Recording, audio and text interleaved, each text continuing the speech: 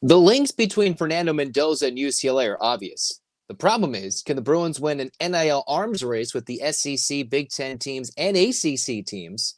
Or maybe they'll go the MAC for another quarterback in the transfer portal.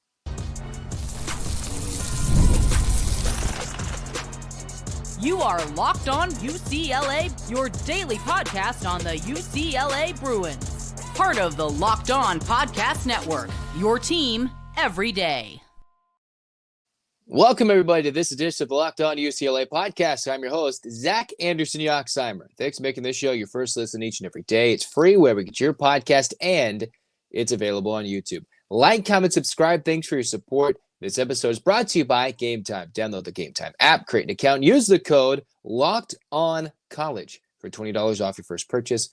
Terms apply. Where we get started today is UCLA has quite a few staff changes. Obviously, a big player heading to the NFL draft, Carson Schwesinger. That was announced the evening of December 19th on his Instagram. But where we start today is UCLA and their search for a quarterback in the portal. And I know there's many options in their current class right now. They have guys coming in. They've got guys who've been there. There are guys who have been there 2 years at this point. But still, it maybe seems like UCLA's best option could be to hit the portal. I know there are a few names you could really rumble around in their current program, but let's go after what UCLA's big name option is that's really left on the table. That's Fernando Mendoza. Can the Bruins go after a quarterback from Cal who put up pretty solid numbers in his first true season as an ACC starter, playing some good teams? And when he didn't play, you saw Cal as a different team. Like when they played SMU, a playoff team, they got beat down when Mendoza did not play in the regular season finale, and Mendoza in the portal was not a part of that bowl-losing effort to UNLV. So mostly as a starter, you had a 6-5 Cal quarterback. They were on the verge of upsetting a then top 5 Miami team when College Game Day came to town to Berkeley. It's a matter of, can UCLA compete with some other schools? Who could they be battling? Well, hey, you've got Georgia, who's expected to lose Carson Beck, who might not even be available in the playoff. That's a whole nother discussion. You've got Indiana. They went after Curtis Rourke. They're looking for somebody. Rourke was a one-year stopgap and has led them to a playoff and maybe more for the surprising Indiana Hoosiers. And then, hey, obviously UCLA took their coordinator. They know what it's like to go after a guy that's available for a year or two. Mendoza has 2 years of eligibility left. Can you, with UCLA's new offensive coordinator, sway the likes of Mendoza over just going down south from the Bay Area down to Los Angeles? But the Bruins are expected to compete between Indiana. This is a list made by On3's Pete Nakos. Indiana, you have Georgia with Carson Beck. Probably, he's not – they're going to find something. Georgia's going to maybe – see what the job is between Gunnar Stockton or would it be Mendoza? What's the option there for Georgia? Miami. Mendoza's a Miami kid, grew up there. They went after Cam Ward, and I remember reading something saying, the top 5 quarterbacks in the 2024 season, all from the portal. They all went via the portal. Now, it's not the same because Colorado's quarterback is Shedeur Sanders, who did follow his dad to Colorado. But every starting quarterback that put up legit top 5 numbers in the country were transfer portal guys. So as much as UCLA wants to develop these kids, sometimes getting a proven contender, a winner, a solid presence who's put up numbers elsewhere is a useful thing when you're trying to jumpstart a program. You want to get everybody else in there defensively. You want to find offensive linemen who can beef up that room and get better. The skill positions you'd like there. But sometimes a quarterback or a couple players here and there you want to get from the portal, as UCLA's been doing to beef up the defense and everything else in order to make the offense roll. UCLA, one of those big contenders. I've announced that earlier, but can Mendoza become a Bruin? And then, while Wisconsin might have been in on that earlier, maybe not so much. I know Missouri's linked to him earlier, but it could come down to the big 4 of Georgia. You've got Indiana, Miami, and UCLA. And it's weird to say that you're in an arms race with Indiana for a quarterback in the portal, because normally you would say, hey, one, you would think Georgia would have a succession plan. Prior to this year, Miami seemed a little bit in shambles with how they finished the end of the 23 season. Indiana, you'd think they're in the playoff before UCLA. Nobody would have thought that until how Curt Cignetti dominated this year. And the Bruins, you're like, hey, maybe it's Justin Martin. We thought a couple years ago it might be Dante Moore growing, and that's completely changed in the blink of an eye. Mendoza's numbers, let's remind you once again. A 6'5" redshirt sophomore quarterback. His numbers, once again, 3,000 yards passing, 16 touchdowns, 6 interceptions, pretty solid completion percentage. Only one game did Mendoza have a completion percentage under 60%. He still threw for 285 yards, 2 touchdowns, and a pick against Miami with a big touchdown pass against the Hurricanes, almost leading his team to victory when they were up like 25 points and they should have beat Miami.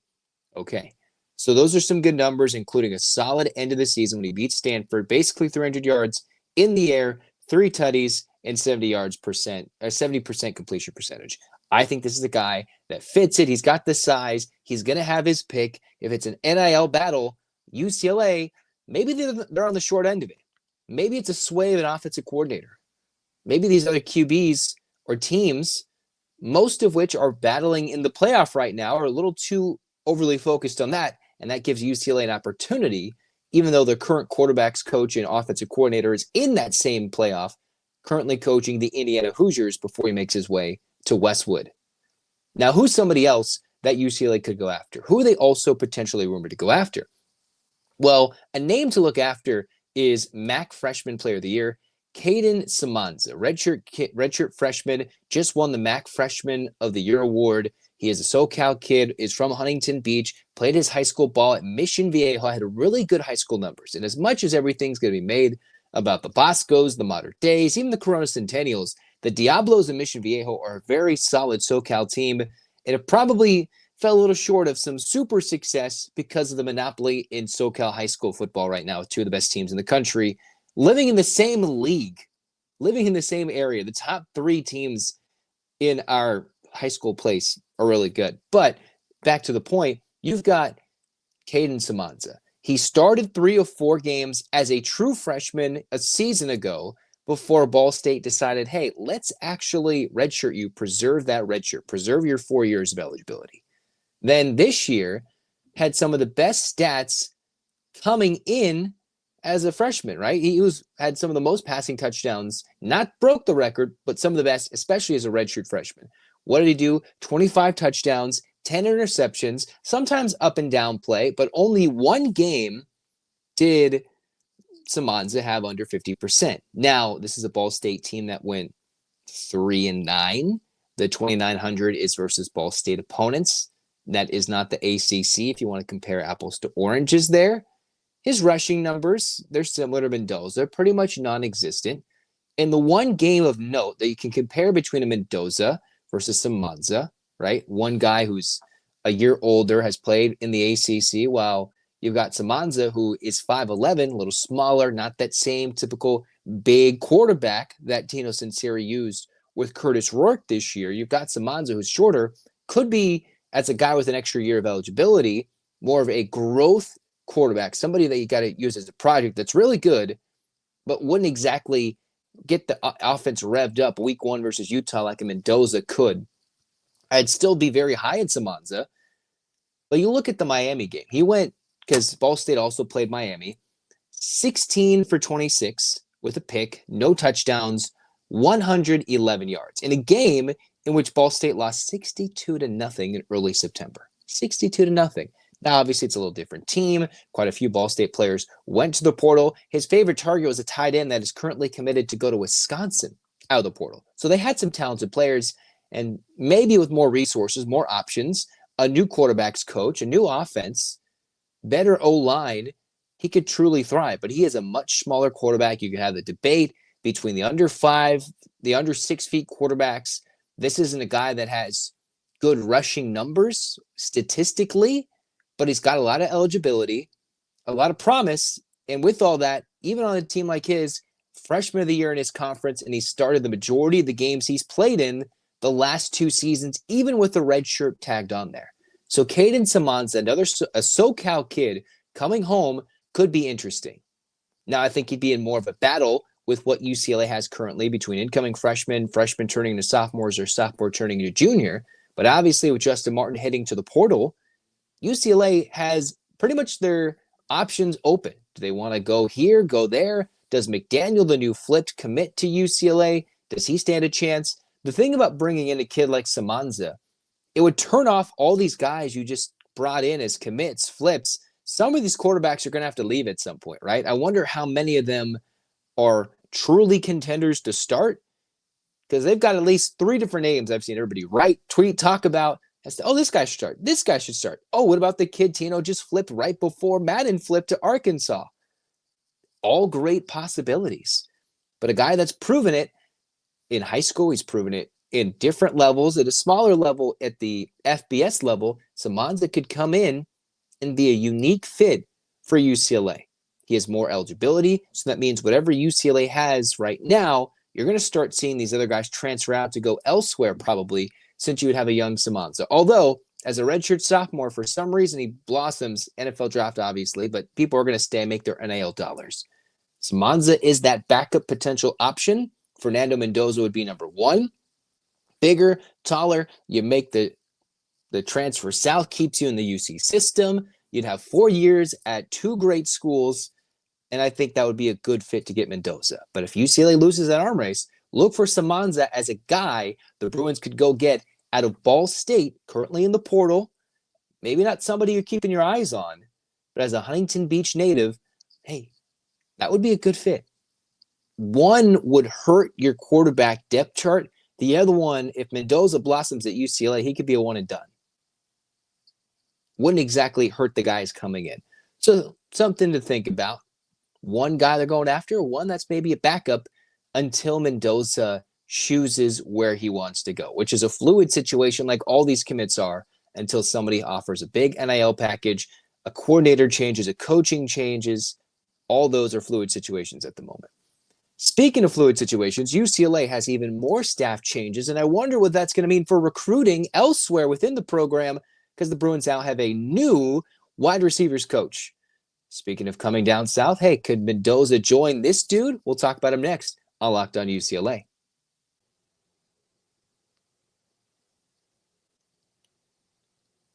Did Rocket Money help you find any subscriptions you forgot about that you're paying for twice? Well, that's happened with me, right? You got all these subscriptions you're paying for now. You didn't even know you're still paying for, right? Whether it's for a streaming service, maybe it's for, hey, why am I paying for this job board? Or, whatever it might be. Rocket Money made it easy to track them all down, and it's like having a personal assistant for your finances, because it can help you find and cancel unwanted subscriptions, monitors your spending, and helps you lower your bills so you can grow your savings. Everything happening in one place: subscriptions, spending habits, and even the goals you want to hit. Rocket Money has over 5 million users, and it's helped save over $500 million in canceled subscriptions, keeping members with up to $740 a year back in their pockets, all with the app's premium features. Cancel your unwanted subscriptions and reach your financial goals faster with Rocket Money. Go to rocketmoney.com/lockedon today. That's rocketmoney.com/lockedon. rocketmoney.com/lockedon. It's the Christmas season. It's the holiday season. Maybe you're gift giving. Maybe people are asking you what you want. And you're like, man, I want to go to a game. I want to go to a game with friends or family, or like, hey, I want to go to this sporting event, or I want to go to like a comedy or theater event. And you're like, where should I get these tickets? They're all pricey everywhere. Well, GameTime is a great place to go. GameTime Picks helps filter out all the fluff. It makes sure, hey, you know how much you're spending right away if you put in the toggle of all-in pricing. You want to know if you're going to sit behind a pole, like if you're stuck at Fenway or an old school ballpark or an old school arena. You can find the seat views and know, oh, this might be a cheap seat, but it's because I'm blocked. So you know exactly what you're getting. Or maybe, hey, you want to go sit at the far corner of a comedy event. GameTime helps you understand, I'm getting a great price because you got a zone deal at the last moment, which has helped me go on quite a few sports-loving journeys to go to Madison Square Garden, World Series games, all that with GameTime. That's helped me as well. So take the guesswork out of buying tickets with GameTime. Download the app, create an account, use the code LOCKEDONCollege for $20 off your first purchase. Terms apply. Again, create an account, use the code LOCKEDONCollege, LOCKEDONCOLLEGE, LOCKEDONCollege for $20 off. Download GameTime today. What time is it? It's game time.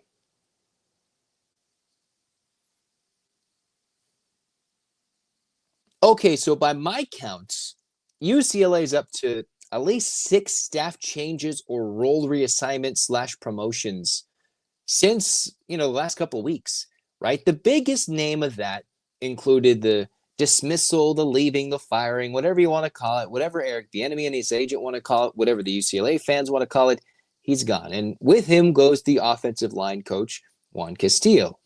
Well, the Bruins have 6 official changes, maybe one more with the Fresno State D-line coach who is rumored to come to UCLA. But right now, 6 changes for the Bruins. All right. Some of them newer, like Andy Kwan on the O-line. You've got Gabe Lynn to help coach Meat in the secondary. One's going to do more DBs. The other one will help with safeties. But Gabe Lynn comes from Colorado. Andy Kwan, with some experience at Alabama, heads over from Arkansas State. As we all know, UCLA probably needs something a little different in the O-line room, whether it comes to recruiting or things like that. The newest one, the most official one announced by UCLA, is actually Burl Toller III. All right, obviously, that name is a big football name throughout the history, but what Burl Toller III is, a former Cal recruiting coordinator, former Cal wide receivers coach for many years over the last decade plus, last 8 years or so, comes down south. And I wonder what that means for a coach like Eric Frazier, who was UCLA's newly named wide receivers coach this year in 2024. Now, I haven't seen anything at social media. I haven't seen any updates. The only coach I've seen officially talk about his departure was Brian Norwood, but Castillo is gone, and that also meant that Eric Bieniemy is gone as well. What Toller is bringing is something unique. As a recruiting coordinator, it's somebody that I wonder if DeShaun Foster wanted somebody different in that receiver room with a very talented group. You want somebody with more of recruiting savvy, right? I wonder what that means, because right now, Eric Frazier, he was on a heater. And now there's nothing that says he's gone. That's just the idea. But Eric Frazier went out hard on the 26 recruiting class. UCLA has 4 current receivers committed in the class of 2026. The 2 Pulo brothers, you've got Kenneth Moore III and Jonas Smith, all receivers, all key commits in the 26 class. All right, which means UCLA's 26 class is actually 15th in the country because everybody is focusing right now on the class of 2025 with maybe a last-minute flip, or most importantly, getting in the transfer portal and digging in the trenches that way. So I'm wondering, with all these staff changes, how is that going to help UCLA recruiting? Well, we've seen Coach Meat, and you see him in the pictures with all these commitment pictures and vids and these videos with these new guys. UCLA with a last-minute flip of LaRue Zamorano III. All right, that was a big flip from Michigan State to UCLA to counteract everything else. The Bruins, who needed a lot of help in the secondary, a lot of veteran presence in that room this year, 1 guy, 2 guys, at least 3 or 4 guys have already tweeted to Coach Meat, talked about him. Coach Martin, the new DB's coach, the new pass game coordinator defensively for UCLA. He's already brought in a new wave of energy and quite a few recruits, okay? So maybe UCLA is getting an upgrade in that department, and even the former UCLA players, when he was at UCLA the first time, loving what they got to do there, all right? Absolutely loving. Now, you can obviously translate which coach is the best, who's best fit for the position, but this day and age, you have to be able to recruit, develop relationships, even when you go from place to place. When you go from an Oregon to the Michigan State to a UCLA, and possibly his son is supposed to come to UCLA, who's currently in the portal, and it's crystal ball to the Bruins. Nothing is official as of this moment, right? Because you got to get the transcripts, the grades. That all has to work out. He is crystal ball to UCLA, which could add an even better presence in the secondary for the Bruins, whether it's hybrid, whether it's a safety, a corner. The Bruins have gotten it all to mix in with the youth infusion that's supposed to come in this season. So we see one of those working out. Frazier, okay, it looked like he had a big impact in this 26 recruiting. A lot of this is relationship-based. Yes, DeShaun Foster, cool. He's not doing the Chip Kelly method of, hey, I want to approve getting this guy an offer, like an old school, archaic way that's not going to work unless it's the transfer portal when it comes to recruiting high school athletes that he didn't. But Frazier got a lot of guys, a 4-star recruit in Jaron Pula from Provo, Utah. Huge there. Absolutely good get for the Bruins in the class of 26. So I'm wondering if you're bringing in a recruiting coordinator from Cal, that how much that's going to hurt. Obviously, relationships or something, and there's nothing that says Frazier's going to go. But when you have a receivers coach and you announce a new one, that's just the assumption. Maybe there's a reassignment of roles elsewhere. I don't know what that's going to mean for the Bruins. But you bring in a recruiting coordinator, I hope that whatever relationships they've developed, it only gets enhanced with a guy that knows how to go out, recruit, and put everything together like he was handling at Cal. That's just DeShaun Foster getting all these guys who know how to recruit, and not just the portal, because Chip Kelly could recruit the portal.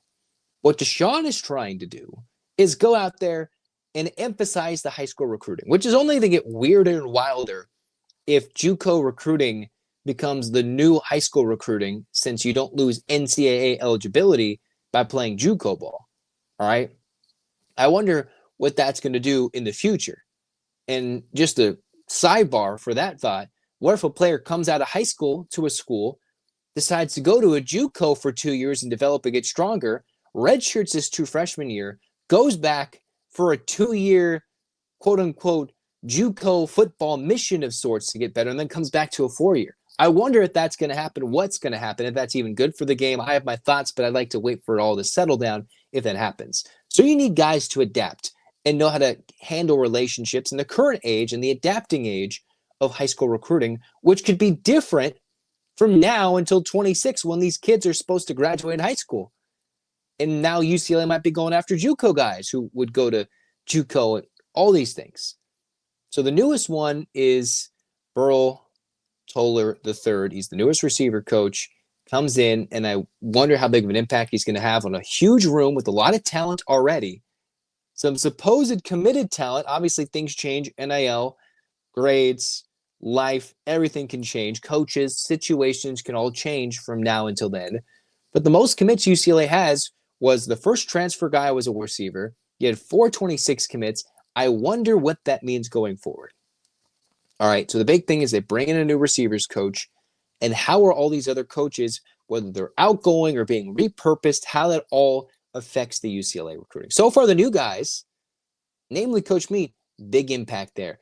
Tino Sinceri, flip to QB, one of the big ones because he's the quarterback coach and he's going to be running the offense. Huge.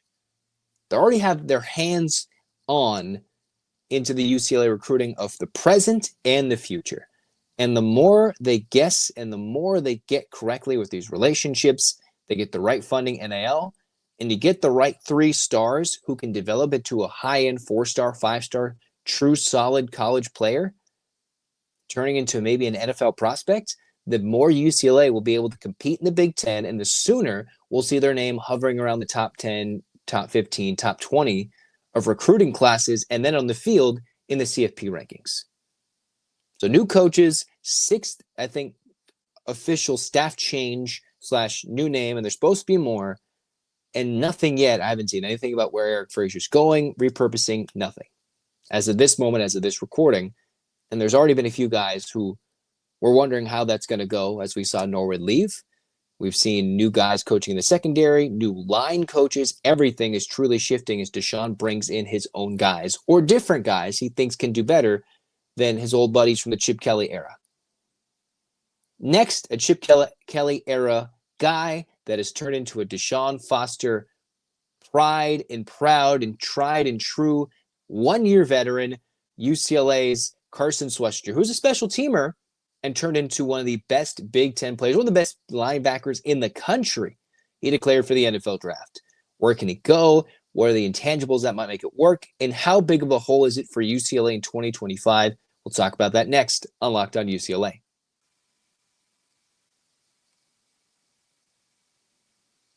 It's that time of year, college football playoff. It's back and it's bigger and better than ever. It's the newly expanded 12-team format. It's guaranteed to be bigger, better, bringing you all the hard-hitting and high-flying excitement that you love. TNT Sports coverage of the college football playoff begins December 21st, starting with the college football playoff kickoff show presented by AT&T at 11 a.m. Eastern, leading us into our first matchup, the Southern Methodist University Mustangs battling the Penn State Nittany Lions. Then the Clemson Tigers look to upset the Texas Longhorns in a showdown at 4 p.m. Eastern. Don't miss a moment of the action. Watch the college football playoff presented by Allstate, live on TNT, True TV, TBS, and Max. All right, final segment, maybe the hardest of them all. I mean, it's only sad good news. And what could sad good news mean? It means that Carson Schwesinger has decided to test the NFL waters. He is an absolute great story. One of the few things Chip Kelly was able to do is find walk-ons and develop them into talent, something that's going to change with the rosters. Obviously, this new coaching staff is going to be a little different, new recruiters. They're going to go after something that Chip Kelly wouldn't exactly do, find the hard workers that could turn into something. We saw that multiple times in the Chip Kelly era. Right? As much as we want to give him hate, he left, okay. He was kind of good at finding these guys, even if they popped off after he left. But now that the amount of scholarships you can hand out is different, and with the roster crunches, it's going to make a significant impact into guys and stories like a Carson Schwesinger, somebody who's been around a few years, and in the 1 year he popped off, he's going to go check out the NFL draft. Right now, from what I'm reading, looking at a little NFL draft updates, could be a third-day guy, could be a fourth-rounder, top 15 at his position, because the one thing is he's been around for a while. And initially, the idea is for the 6'2", 225-pound linebacker from Moore Park, California, who walked on in 21, eventually earned the scholarship in 22, was a special teamer, a reserve linebacker and a special teamer, and then all of a sudden in 2024 became a starter and a team captain for UCLA this year. Led the team in tackles combined and solo, 8.5 tackles for loss. Second on the team with sacks with 4, technically third, but second most. Tied for the team lead, interceptions, blocked a punt, and was the Big Ten leader, Big Ten conference leader that's got 18 teams in total tackles per game, solo tackles per game, double-digit tackle performances, and had 17 tackles in a game against Washington, including his first 2 picks in a game against Iowa, which was probably one of the more signature wins in year 1 in the DeShaun Foster era during homecoming, as well as first-team All-American honors from the AP and first-team All-Big Ten. All right, so right now looks to be like a third-day, fourth-round guy, could be a steal, a hard-working guy that would immediately contribute on special teams. And depending on it, still a little, as this might say, a little green, needs some more time to truly develop into someone that could start right away, but I wouldn't go against him. His strengths include the sideline-to-sideline range. He's quick to go downhill, and as I'm reading from this NFL Draft Buzz site about his scouting, nasty demeanor as a blitzer. So when Ikakamaloy was figuring out the timing of the blitzes that second half of the year when the defense was playing a lot better, finding ways to pressure. 4 sacks from Schwesinger. That says a lot, as the guy that had the second most amount of sacks as a linebacker, knew how to get there. Could have balance, body control, would find ways to get tackles. Obviously, you don't lead the Big Ten in tackles if you whiff all the dang time. The other thing is they're questionable about how he anchors himself to the ground, how he swallows, handles the size and pops overall with his hands, and the ability to shed against bigger bodies in front of him. Okay, so you wonder what's that going to mean? Well, the thought is he might move to the will backer as an NFL player. So will he move to a will, maybe a 4-3 system? We'll see how that plays, and it depends on the ability where he goes. An old school Bill Belichick in the good old days with the Patriots, if you wanted a special teamer, would go after this guy. If they had a system that year in the 4-3, would probably use him as needed. All right, that would be an old school Patriot Bill Belichick-like thing to find a special teamer, or the teams that truly like that have that system and like the special teams. That's what Schwesinger, who is an absolute beast this year, while a little bit of a position switch, could still thrive. Right place, right time, in the right role. And instead of trying to make more money, jump up, try to do it again in the NIL, as somebody, he's like, hey, he's been at UCLA for 4 years. He's a redshirt junior. Be done with his degree and everything. It makes a lot of sense in his mind to go jump. Now, this is what UCLA is losing heading into the 25 season. They're losing like their top 8, 9, 10 tacklers. So a good portion of their defensive production is gone. Caden Medrano and Carson Schwesinger. Medrano is graduating. He didn't want to leave he stayed in 2024 after his signature breakout 23 campaign. So that's back-to-back years UCLA has had a linebacker pop off and do big things. Now, Schwesinger has done big national things. Medrano has won our hearts as UCLA fans, people who cover. The toughness, the grittiness, the plays he would make. Schwesinger alongside him. Combined, 208 tackles, 19.5 tackles for loss, 5.5 sacks, 4 picks, 7 breakups, 7 QB hurries, 4 forced fumbles, a block punt, and a fumble recovery between Kane Medrano and Carson Schwesinger. That is the heart and soul of your defense.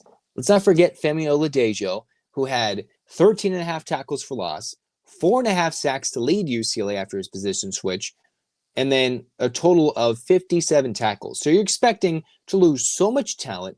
The heart and soul of your defense between the leaders of Medrano and Schwesinger there. That's a lot to replace for Akaika Malloy.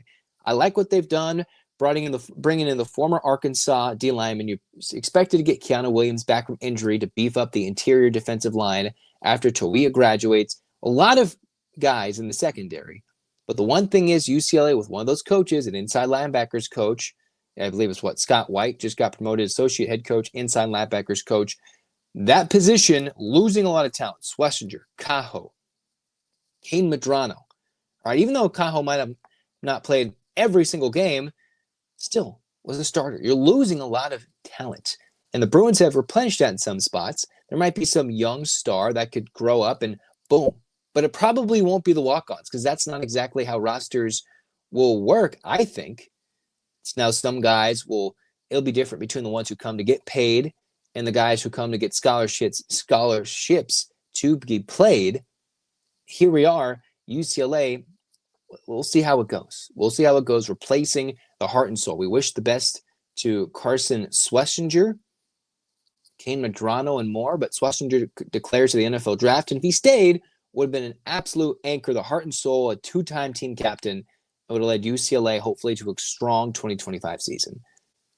But hopefully he continues the greatness as a first-team All-American, a Butkus Award finalist, trying to keep the great tradition like an Eric Kendricks, everything for UCLA. So just like 10 years ago, how Kendricks won the award, a finalist is Carson Schwesinger. We bid him adieu, thank him for his UCLA playing career, and wish him the best in the NFL with a strong closing to his career. One of the best final years. You go from walk-on to earning a scholarship, then boom, absolute stud. We wish him the best, and hopefully maybe he gets picked up earlier. Maybe he gets a good fit as a team. Hopefully he gets drafted, makes some money, and has a blossoming young NFL career like the rest of these UCLA Bruins do. Until then, 8-clap time, baby. UCLA's got to hit the portal. They got to hit the recruiting. They got to get the right coaches in there. They're doing their best. DeShaun's doing his best. Basketball is a huge game against North Carolina. All that and more. Follow, like, comment, subscribe on Locked On UCLA. And 1, 2, 3, 4, 5, 6, 7, 8. UCLA, fight, fight, fight. This has been Locked On UCLA. Zach signing off. Go Bruins.